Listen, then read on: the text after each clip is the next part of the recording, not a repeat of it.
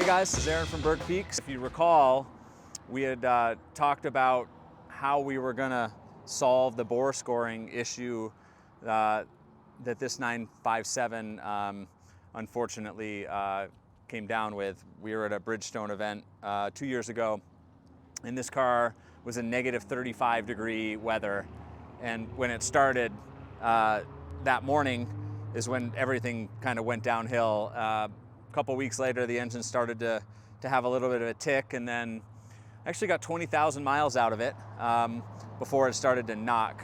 When it started knocking, I decided that was time. It was time to retire that motor and move on to the next chapter of its life. And there's some options out there to redo the motor, to have it lined, to have it completely gone through. It's a very costly, time-consuming endeavor that requires like a full disassembly of the motor. Even though Porsche messed up with the design of this motor, and typically cylinder 8 is one of the largely affected cylinders that ends up having the bore scoring, but it's because of piston offset and dissimilar metals at the extremely cold temperatures. Ultimately, there's no clearance, and the piston drags along the cylinder wall. It takes chunks out of it, and that's the demise of this motor after a little while. Porsche fixed that later on, supposedly with some of the 957s, but with the 958, they completely redid the internals of the motor. I've never seen a bore score issue on a 958, not to say that it hasn't happened for one reason or another. But ultimately, it's likely due to maintenance or some other issue. But the 958 has been a very, very tough motor. And after a lot of research, one trial car that we did, I think about 2 years ago, we discovered that you could actually put a 958 motor in one of these. It's not a straight bolt-in by any means of the imagination. We figured out how to do it, and this is the second car that we did it on, hence 958 swap. Ultimately, Porsche does know what they're doing. Even though the 957 motor, they messed up, they do know what they're doing. They build incredible motors. So instead of taking the motor completely apart, sending it out to somebody, and then hoping they did it right, hoping that we have the compression numbers we need, hoping that it was assembled correctly, my view personally is that a factory motor is better. So taking a factory-built motor and retrofitting it into this car was the option that we wanted to do. And since this was number 2, it was a little bit easier. The first one took quite a long time. It's still a very intensive repair process, but we figured out how to do it, and we kind of streamlined it.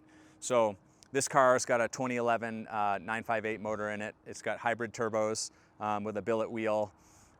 We're at a mile high, so we are down on power a little bit, about 5% for a turbocharged or forced induction car.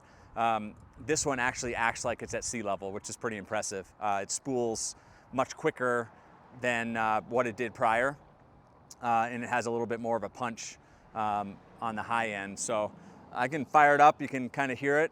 We can take a look at the engine bay. It actually doesn't look any different. We have figured it out so that anybody who opens the hood of this car has no idea that anything was done. But this car's got 133,000 miles on it. We put a 47,000 mile 958 motor in it.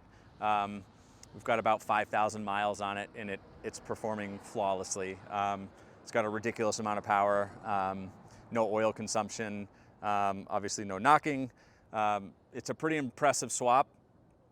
It's not for the faint of heart. It's still a very expensive swap, but if this is the platform that you want, it is possible for us to do it. I don't know that anyone else has done it except us. But yeah, let me fire it up and you can kind of hear what it sounds like. It's got a nice tone to it. Very kind of low key, still got a bunch of the exhaust in place, but it's a little higher in the back. But it's, you wouldn't really know any different. This car is pretty much factory working on it. But for all those people who have had this happen, and what we really don't want to do is put a 957 motor back in it and worry about the climate. we wanted to really put something in this that we knew was not going to have a problem again, because this swap took close to 100 hours to do, and it's done right. And looking at this, you really can't tell. It looks like it's supposed to, and that's the goal at the end of what we do. We want this to look like it was never touched.